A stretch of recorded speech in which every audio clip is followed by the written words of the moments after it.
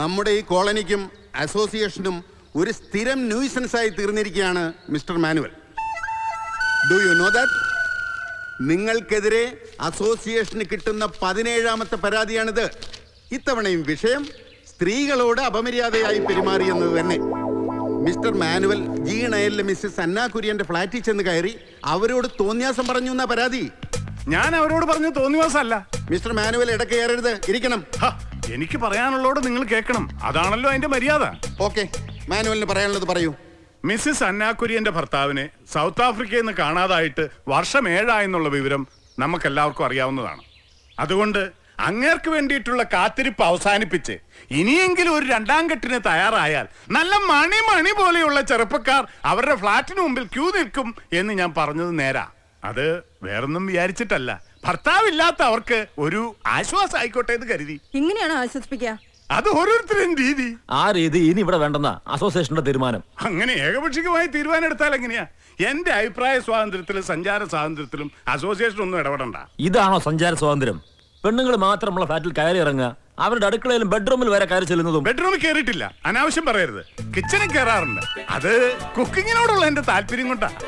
ഇനി ഇയാൾ ഇവിടെ താമസിച്ചാൽ ഞങ്ങൾക്കൊക്കെ ബുദ്ധിമുട്ടാവും. അതുകൊണ്ട് പ്രസിഡന്റ് ഒരു തീരുമാനം പറയണം. അതെന്നാണോ ഇത്? സുപ്രീം കോടതിയാണോ അന്തിമ തീരുമാനം എടുക്കാൻ? ആണെന്ന് വെച്ചോ, ഇവിടെ ചില റൂൾസും റെഗുലേഷൻസും ഉണ്ട്, അത് പാലിച്ചേ പറ്റൂ. എനിക്ക് പറ്റുന്നതാണെങ്കിൽ പാലിക്കും. മിസ്റ്റർ മാനുവൽ, മേലിൽ നിങ്ങൾ മറ്റാരുടെയും ഫ്ലാറ്റിൽ ചെല്ലരുത്. ഇവിടെ താമസിക്കുന്ന സ്ത്രീകളോട് സംസാരിക്കാനും പാടില്ല. അങ്ങനെയാണെങ്കിൽ നിങ്ങൾക്കൊരവസരം കൂടി തരാം, ഇല്ലെങ്കിൽ താങ്കളെ ഞങ്ങൾക്ക് ഒഴിവാക്കേണ്ടി വരും. തീരുമാനമാണോ? അതെ, തീരുമാനമാണ്. ഒരു മിനിറ്റ്. അതെ, ഇവിടെ 2 നായക്കുട്ടികളുണ്ട്, അവറ്റുകളുമായിട്ടും ഉണ്ടാവോ? മനുഷ്യനല്ലേ, സംസാരിക്കാതിരിക്കാൻ പറ്റില്ലല്ലോ. നായെങ്കിൽ നായ, ഞാൻ ഹാപ്പിയാ.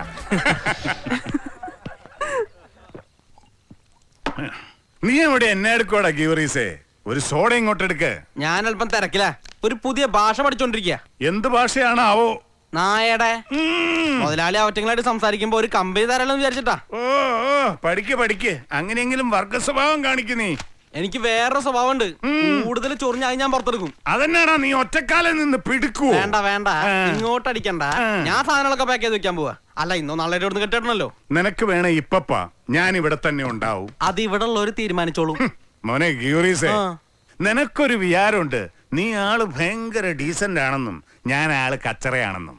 പക്ഷേ സത്യം എന്താണെന്ന് കാലം തെളിയിക്കൂടാ മോനെ. അതെ, ഈ ഡീസന്റ് പാർട്ടിയുടെ കൂടെ പണിയെടുത്ത് പറഞ്ഞാ എനിക്ക് പെണ്ണ് പോലും കിട്ടൂല. അതുകൊണ്ട് ഞാനൊരു കാര്യം തീരുമാനിച്ചിട്ടുണ്ട്. നീ എന്നെ നന്നാക്കി കളയാവുന്ന? അത് പറ്റില്ല എന്ന് കർത്താവിന് പോലും അറിഞ്ഞൂടെ.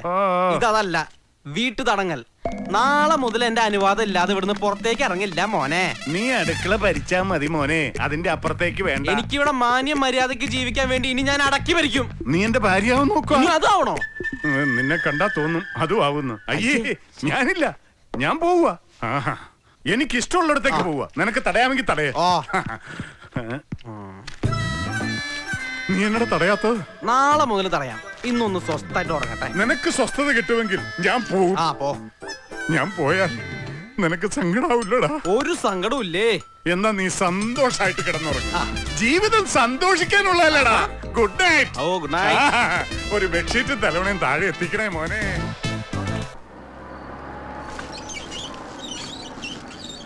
ഇപ്പോഴും എനിക്ക് സംശയ, ശരിക്കും ആരാ അവിടുത്തെ അരിവെപ്പുകാരൻ? സാറോ അതോ ഗീവർഗീസോ? ചിലപ്പോ ഞാനാവും. അവൻ മുതലാളിയും. ഇന്ന് അവൻ മുതലാളിയാ.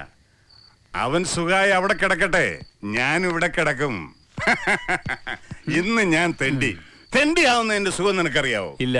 അയ്യോ നാരായണൻകുട്ടി, അതൊരു പ്രത്യേക സുഖല്ലേ, എല്ലാവർക്കും കിട്ടൂല. അതിന് ഭാഗ്യം ചെയ്യണം. അമേരിക്കയിൽ നിന്ന് ഡോളർ അയച്ചു തരുന്ന എന്റെ പെമ്പർനോത്തിയായി എനിക്ക് ഈ ഭാഗ്യം ഉണ്ടാക്കി തന്നത് അറിയോ നിനക്ക്? അവളല്ലയോ ഈ ഫ്ലാറ്റ് വാങ്ങിച്ചു തന്ന്.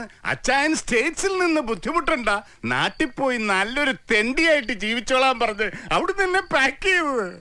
എടാ മോനെ, അവളുടെ സ്പോൺസർ സായിപ്പ് രാത്രി വന്ന് രാവിലെ പോണേടം വരെ വില്ലയുടെ വരാന്തയിൽ തണുപ്പത്ത് സ്കോച്ച് അടിച്ചു കിടന്ന അച്ചായൻ ബുദ്ധിമുട്ടുണ്ടാന്ന് അവള് കരുതി.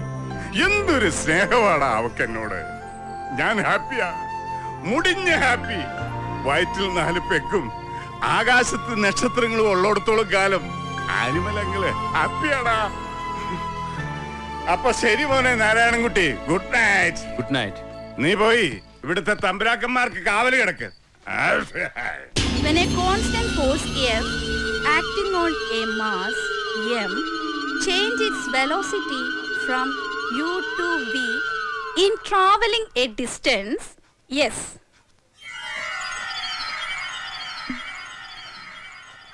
Then work done is equal to F into S.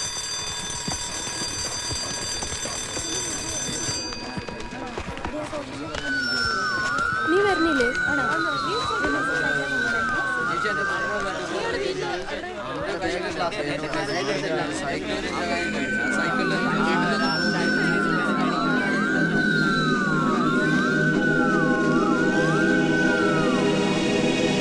Nidhi, what's wrong with you?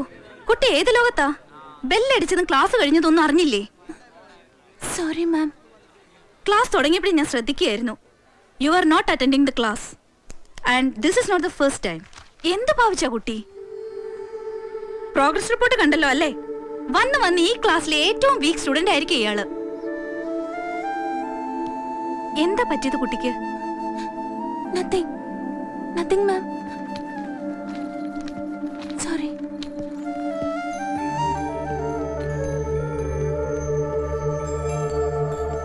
എന്തോ ഇന്ന് ഞാൻ ആകെ ഡിസ്റ്റർബ്ഡാ.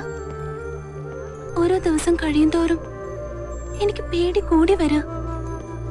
വീട്ടിലേക്ക് പോവാന് തോന്നണില്ല. ഞാൻ എന്താ ചെയ്യാ? നിന്നെ ഇങ്ങനെയൊന്നും അല്ല മമ്മി കരുതിയത്. No, I am ashamed of you. കണ്ടോ, ഒരു സബ്ജക്റ്റിന് പോലും 50% മാർക്കില്ല. നിന്റെ ലില്ലി മിസ്സിനെ വിളിച്ചപ്പോ നീ ക്ലാസ്സിൽ ശ്രദ്ധിക്കുന്നേ ഇല്ലെന്നാ പറഞ്ഞത്. പറയുന്നത് കേൾക്കുന്നുണ്ടോ നീ? സാരമില്ല, അവള് കുട്ടിയല്ലേ. നെക്സ്റ്റ് ടൈമിൽ നല്ല മാർക്ക് വാങ്ങിച്ചോളും അല്ലേ മോളെ?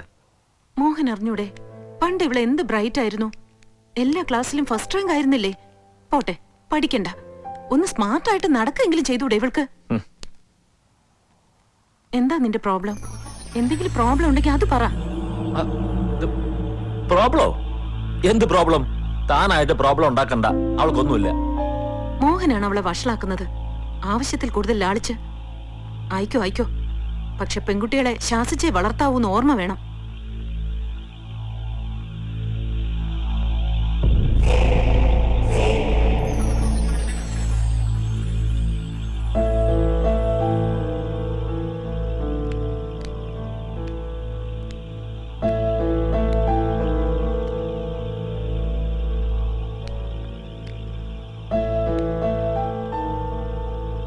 മമ്മി പറഞ്ഞു പോയത് കേട്ടില്ലേ?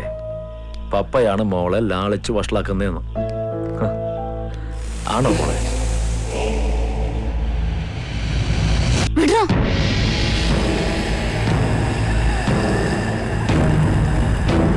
പറയും, എല്ലാം ഞാൻ മമ്മിയോട് പറയും.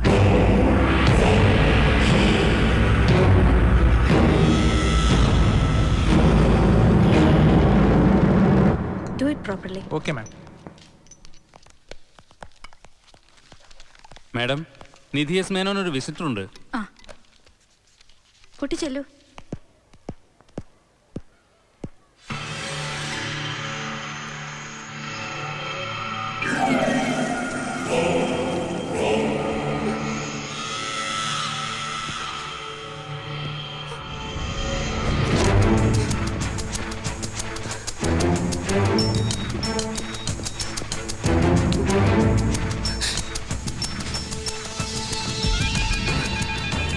നിധി, കുട്ടിയെന്താ പപ്പയെ കാണാത്തെ? Is waiting for you. മമ്മിയുമായി വഴക്കിട്ടാ വീട്ടിൽ നിന്ന് പോന്നതല്ലേ? പപ്പ പറഞ്ഞു വാ, പ്രിൻസിപ്പൽ പറഞ്ഞു കൂട്ടിക്കൊണ്ട് ചെല്ലാൻ. വരൂ കുട്ടി.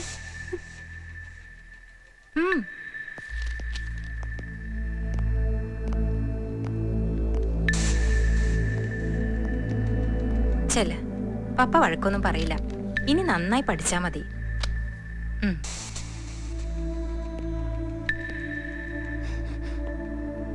മോളിരിക്കേ. Come on, sit.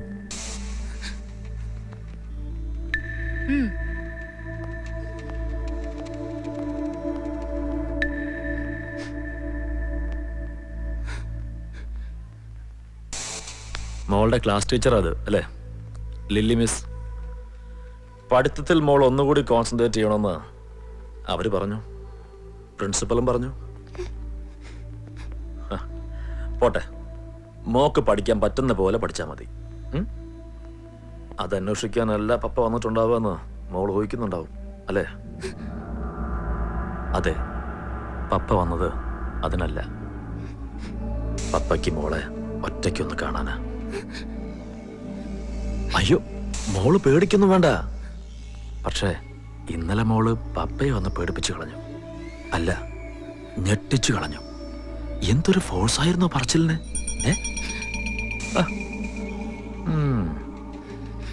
ഉള്ളതൊക്കെ മോൾ എല്ലാവരോടും വിളിച്ചു പറഞ്ഞിരുന്നെങ്കിൽ പപ്പ പെട്ടുപോയനെ. എന്റെ മോൾ അങ്ങനെയൊന്നും ചെയ്യില്ലെന്ന് പപ്പയ്ക്കറിയാം. എന്നാലും മോൾ കുട്ടിയല്ലേ, അബദ്ധത്തിനെങ്ങാനും പറഞ്ഞു പോയാലോ? വിരോധമില്ല, പപ്പയ്ക്ക് ഒരു വിരോധമില്ല. പക്ഷെ പപ്പ അപ്പോ ചെറിയൊരു കാര്യം ചെയ്യും. കൊല്ലും. പപ്പ കൊല്ലും. ആദ്യം മോളുടെ അനിയത്തിയെ, പിന്നെ മമ്മിയെ, ഒടുവിൽ പപ്പയുടെ ഈ മിടുക്കി കുട്ടിയെ. അല്ലാതെ പപ്പ എന്ത് ചെയ്യാനാ? പപ്പയ്ക്ക് വേറൊരു നിവൃത്തി ഉണ്ടാവില്ല മോളെ. ഈ സൊസൈറ്റിയിൽ പപ്പയ്ക്ക് പപ്പയുടെ മാന്യത നിലനിർത്തണ്ടേ? അപ്പോ മോള് കരുതും എങ്ങനെയാ കൊല്ലാന്ന്.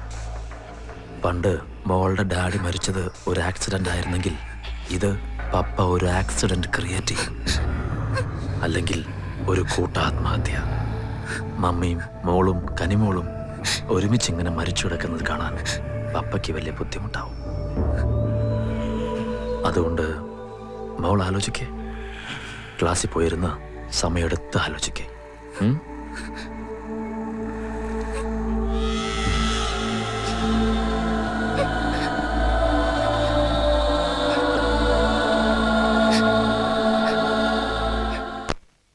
നന്നായി, മോഹനെങ്കിലും പോകാനും അന്വേഷിക്കാനും തോന്നിയല്ലോ.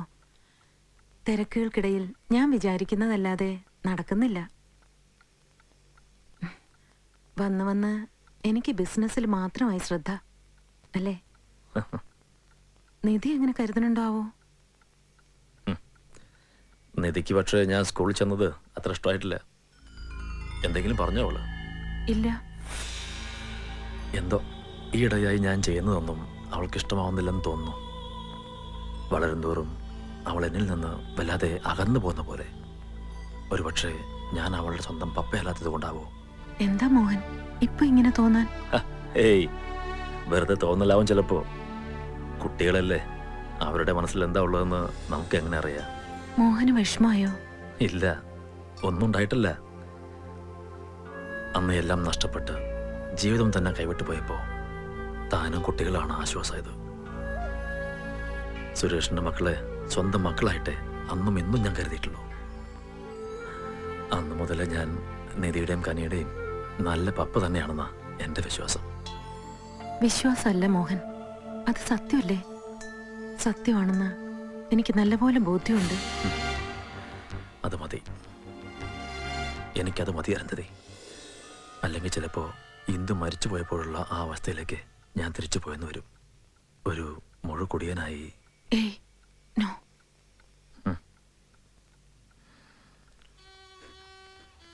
നിന്റെ ഏതിഷ്ടത്തിനാ മോളെ പപ്പ എതിര് നിന്നിട്ടുള്ളത്? പിന്നെ നീ എന്തിനാ പപ്പയോട് ഇങ്ങനെ അകലം കാണിക്കുന്നേ? പപ്പ സ്കൂളിൽ വന്നത് നീ പഠിപ്പ് ഉഴപ്പുകയാണെന്നുള്ള വറി കൊണ്ടല്ലേ? എന്നിട്ട് മോൾ അങ്ങനെ ബിഹേവ് ചെയ്തപ്പോ പപ്പയ്ക്ക് എന്ത് വിഷമായെന്നോ? അറിഞ്ഞുകൊണ്ടല്ലെങ്കിലും മക്കൾക്ക് പപ്പയുമായൊരു ഡിസ്റ്റൻസ് ഉണ്ടായാ അത് മമ്മിക്കും പ്രയാസാവും. ആരെയും വേദനിപ്പിക്കാൻ നമുക്ക് അവകാശമില്ല മോളെ, പ്രത്യേകിച്ച് നമ്മൾ ഇത്രയും സ്നേഹിക്കുന്ന ഒരാളെ. മോളൊന്ന് ഓർത്തു നോക്കിയേ, അന്ന് ആ ആക്സിഡന്റ് ഉണ്ടായപ്പോ മമ്മിക്ക് മോളെയും കനിമോളെയെങ്കിലും ബാക്കി കിട്ടി. പപ്പയ്ക്കോ ഇന്ദു ആന്റിയും സച്ചിൻ മോനും ഒരുമിച്ച് നഷ്ടപ്പെട്ടില്ലേ? മോളുടെ ഡാഡിയും പപ്പയും എങ്ങനെയാ ഒരുമിച്ച് ജീവിച്ചെന്ന് കുറച്ചെങ്കിലും മോൾക്ക് ഓർമ്മയുണ്ടാവില്ലേ? ഒറ്റയ്ക്കായി ആ മനുഷ്യന് ജീവിതം തന്നെ നഷ്ടപ്പെടുമെന്ന് കണ്ടപ്പോ റിലേറ്റീവ്സ് ഒക്കെ അത്ര നിർബന്ധിച്ചിട്ടല്ലേ മമ്മി ഈ അലയൻസിന് സമ്മതിച്ചത്? അതും മോൾക്ക് അറിയാവുന്നതല്ലേ. പിന്നെന്താ ഇപ്പൊ ഇങ്ങനെ ഒരു തോന്നല്? നോക്കുമോളെ, പപ്പയ്ക്കിപ്പം നമ്മൾ മാത്രമേ ഉള്ളൂ. കുറച്ചുകൂടി കൺസിഡറേഷനും സിമ്പതിയും ഒക്കെ ആ മനുഷ്യൻ അർഹിക്കുന്നുണ്ട്.